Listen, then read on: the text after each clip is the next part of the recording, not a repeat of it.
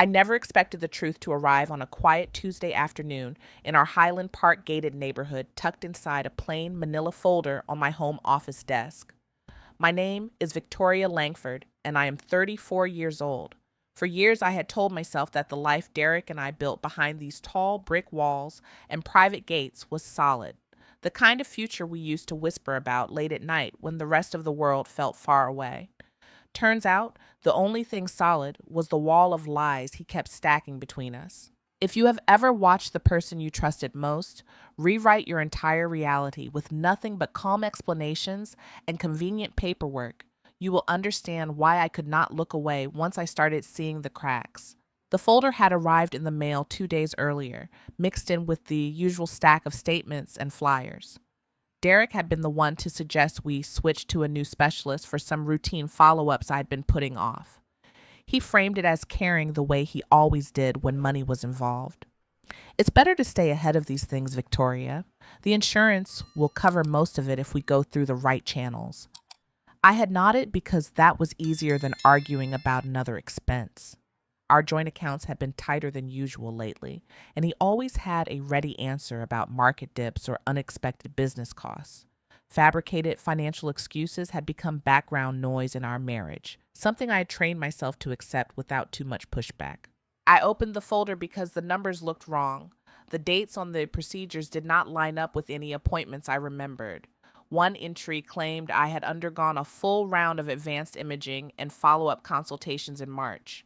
Yet I had been in Austin for a work conference that entire week.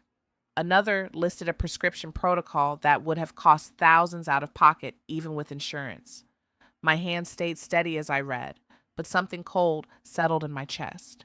I picked up the phone and called the doctor, whose name appeared at the bottom of every page. Dr. Elena Vargas answered on the third ring. She sounded surprised when I described the records. Mrs. Langford, those entries do not match anything in your actual file here. I have never ordered those tests for you. Someone appears to have altered the documentation. Her voice stayed professional, but I could hear the careful pause before she added, "If you would like to come in today, I can show you the original records side by side." I drove the short distance through the gated streets, past the manicured lawns and the neighbors who waved without knowing anything was wrong. The doctor's office sat just outside the community, a calm beige building that smelled like lemon cleaner and quiet concern. Dr. Vargas met me in a small consultation room and laid two sets of papers on the table. The originals were clean. My name, my real history, nothing about the expensive procedures or the long medication lists that had somehow made their way into the version Derek had been submitting. She looked at me with genuine worry. "I do not know how this happened, but these changes are not from my office. You might want to speak with someone about the insurance claims as well."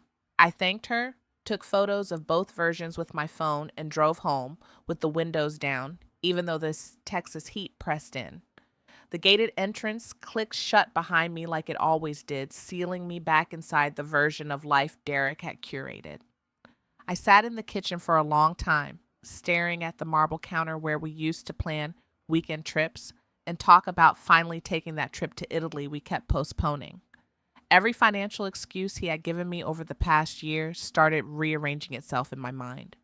The business investment that never produced statements, the emergency medical reserve he insisted we build because you never know what could happen. The way he had started mentioning my best friend Kayla, more often saying she was helping him organize paperwork because she was good with details and I was too busy with work. Kayla had been my closest friend since college. We had celebrated each other's promotions, cried over bad dates, and promised we would always tell each other the truth no matter how ugly it got. The thought that she might be on the other side of whatever this was made my stomach twist, but I could not unsee the pattern anymore. Derek came home around 6 the way he always did when he wanted to appear reliable. He hung his keys on the hook by the door and smiled like nothing had shifted. "Long day. How was yours?" I set the folder on the kitchen island between us. "We need to talk about these medical records." His smile faltered for half a second before he recovered. "I told you I was handling the insurance side. Sometimes the billing departments mix things up. It is probably just a clerical error. Dr. Vargas says the originals do not match. Someone changed the dates and added procedures that never happened. I kept my voice even the way I had learned to do when I wanted answers instead of a fight. The insurance already paid out on some of these. Where did that money go? He loosened his tie, the same careful movement he used when he needed time to think. Victoria, you are overreacting. I was trying to protect you from the stress of dealing with claims. Kayla even offered to help sort through the paperwork last month because she knows how overwhelming it can get. I thought you would appreciate not having to handle every little detail. There it was again, the casual drop of my best friend's name, like it explained everything. I felt the first sharp edge of bitterness rise in my throat. Kayla has been helping a lot lately. Funny how every time money moves around in our accounts, she suddenly has time to organize things for you. Derek's jaw tightened. Do not start with that. You have been distant for months. I have been carrying the financial load while you focus on your projects. If you're going to accuse me of something, at least be direct about it. I almost laughed, except nothing about this felt funny. Direct. You want? Direct. The records are altered. The money is missing. And every time I ask a question, you hand me another excuse about investments or medical reserves or how hard you are working for our future. The future you keep promising but never actually show me on paper. He stepped closer, voice dropping into that reasonable tone he used when he wanted to end a conversation. You're emotional right now. We can talk about this after you have had time to calm down. I have a late meeting tonight anyway. He left before I could answer the front door closing, with a soft click that somehow felt louder than any slam. I stood in the kitchen long after his car pulled out of the driveway, the folder still open on the counter. The house around me felt suddenly too big and too quiet, every expensive detail we had chosen together, now carrying the weight of questions I had been too willing to ignore. I picked up my phone and scrolled to a number I had not used in over a year. Nathaniel Cross had helped me sort out a vendor issue at my design firm 2 years earlier. He was thorough, quiet, and had no patience for people who tried to hide numbers. When he answered, I kept it short. Nathaniel, it is Victoria Langford. I think I need you to look at some accounts. Discreetly. He did not ask many questions. Send me what you have. I can start tomorrow. I hung up and walked through the house, turning off lights one by one. In the master bedroom, I paused at the dresser where Derek kept his watch and spare keys. For the first time in a long time, I did not feel like crying.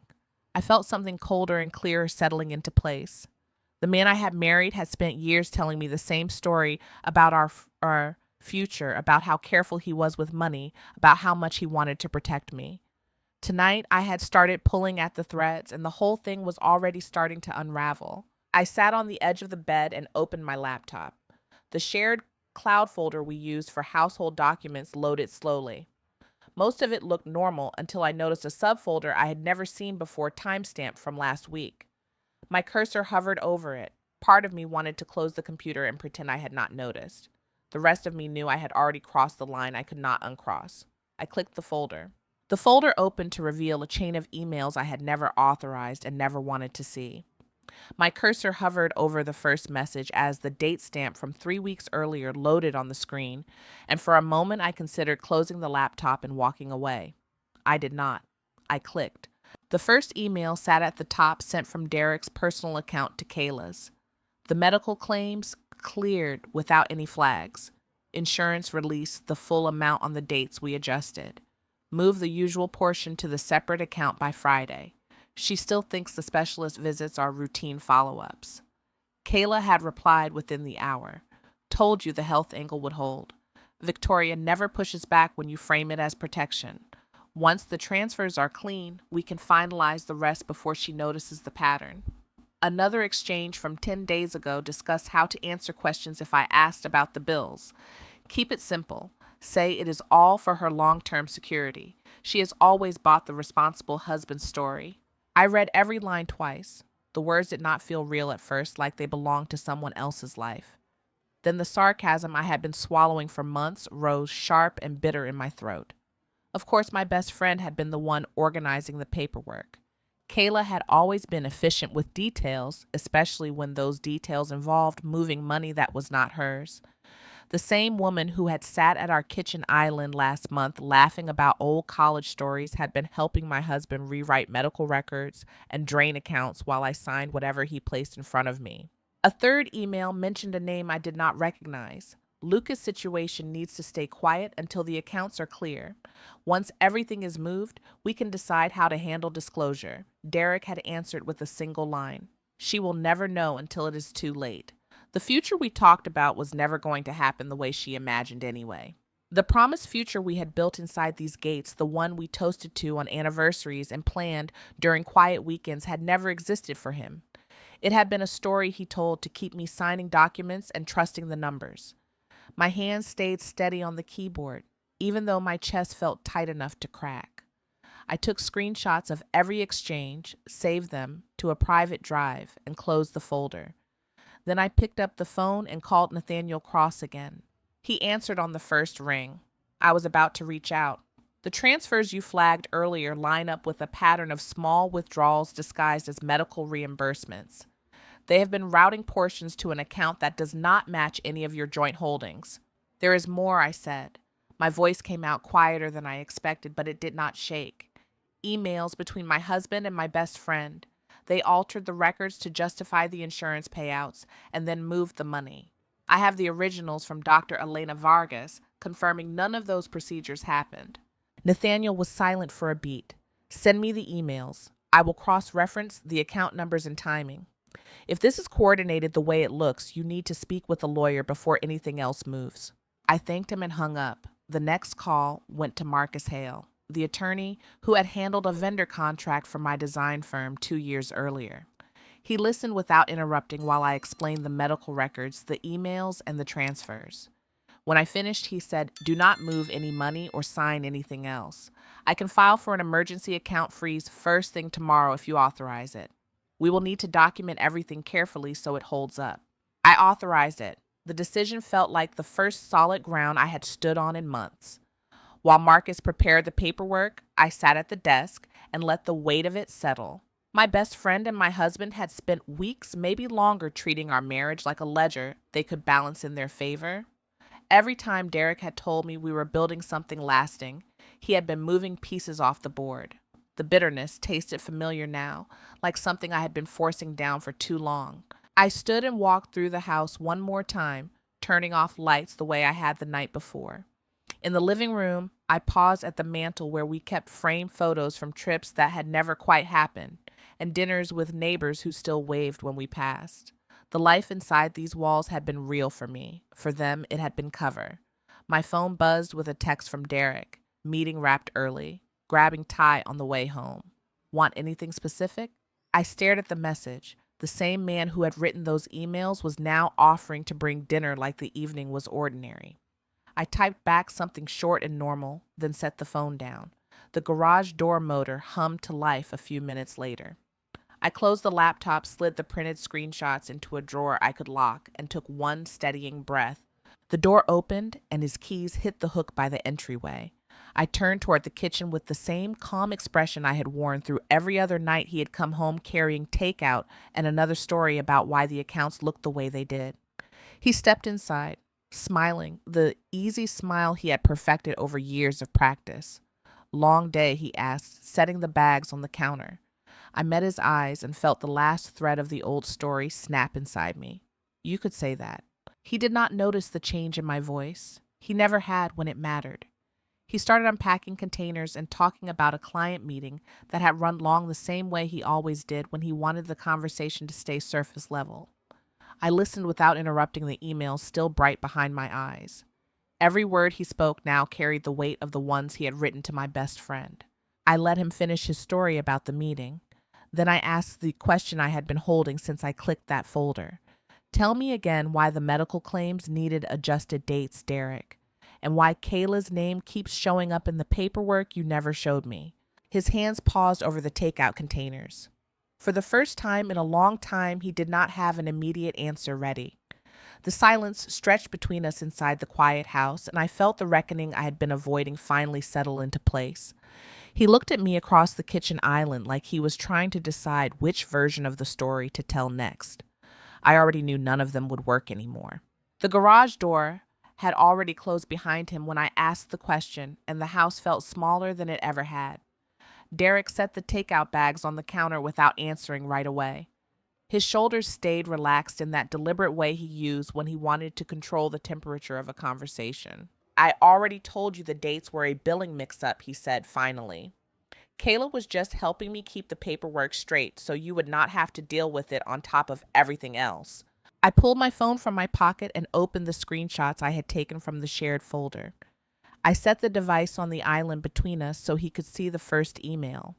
Then explain why you wrote to my best friend that the insurance paid out on the adjusted dates and that she should move the money before I noticed the pattern. He glanced at the screen. For one long second, the easy smile stayed in place. Then it slipped. He reached for the phone like he might delete the evidence, but I slid it back toward myself. Victoria, that is not what it looks like, he started. It looks exactly like what it is, I said. My voice stayed level even though my chest felt tight. You and Kayla altered medical records to pull insurance money and then moved it somewhere I could not see. You used the same story you always gave me about protecting our future. The future that, according to your own emails, was never actually going to happen for me. He tried the financial excuse again, the same one he had used for months.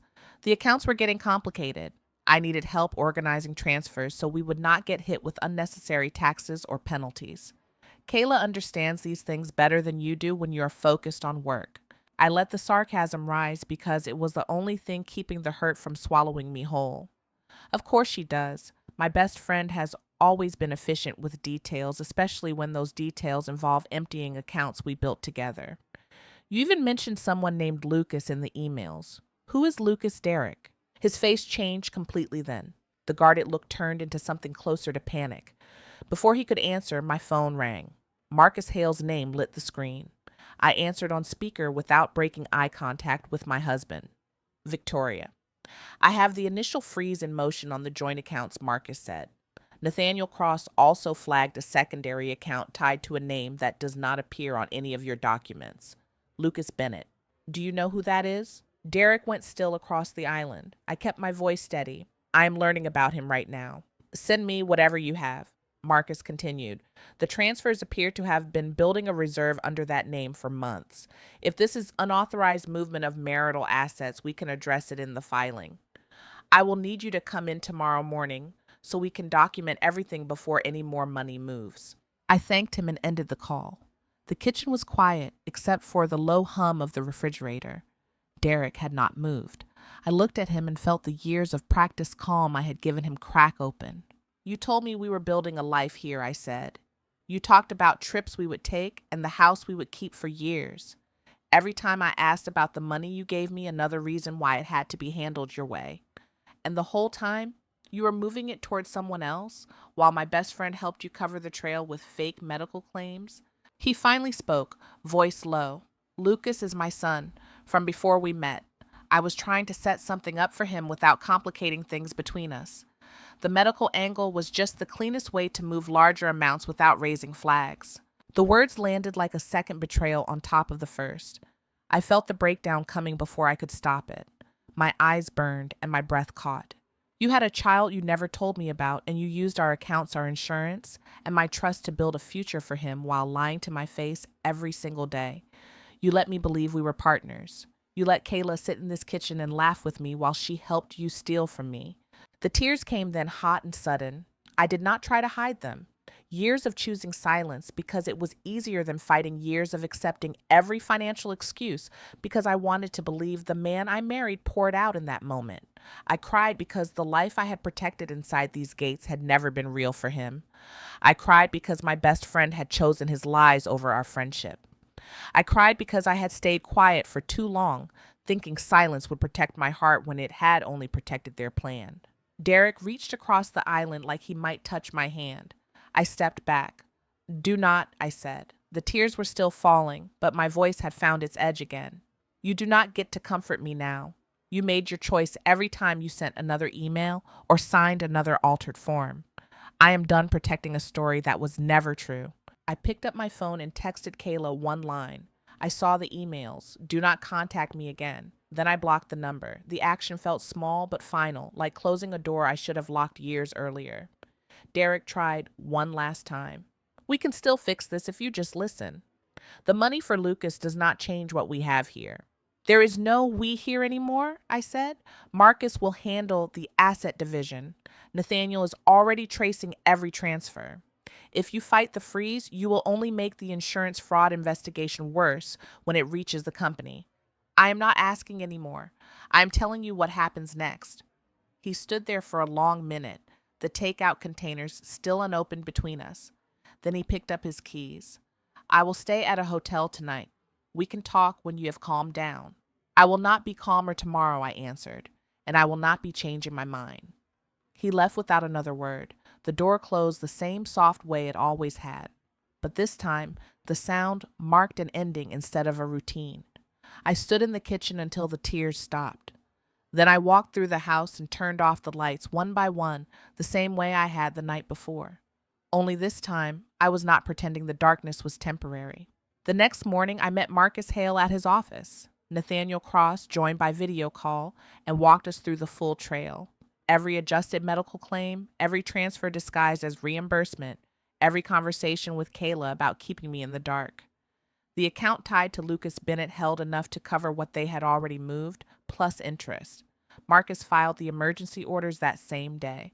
By afternoon, the joint accounts were frozen, and the insurance company had opened its own review.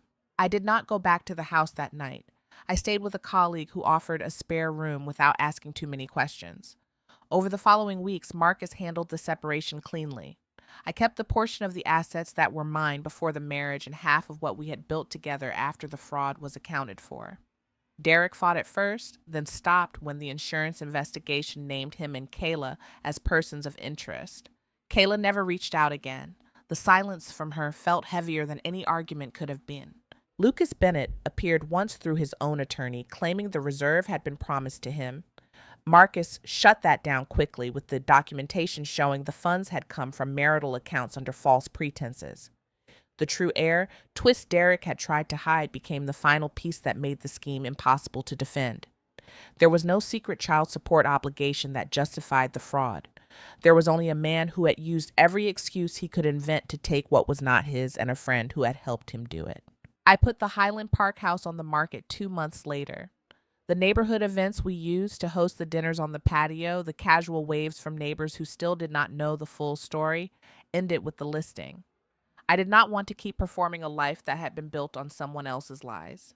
I found a smaller place closer to my office, one without gates or shared folders or rooms that still smelled like the stories I had believed for too long. On the day the sale closed, I sat in the new apartment with the last box unpacked and let the quiet settle. The breakdown I had in the kitchen that night had been the last time I cried over what they took. After that, I only felt the steady weight of choosing myself.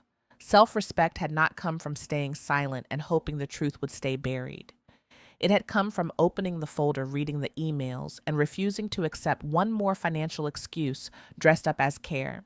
My husband and my best friend had spent months rewriting reality so they could keep the version of the future that served them. I had spent years letting them because I wanted to believe the version I had been promised.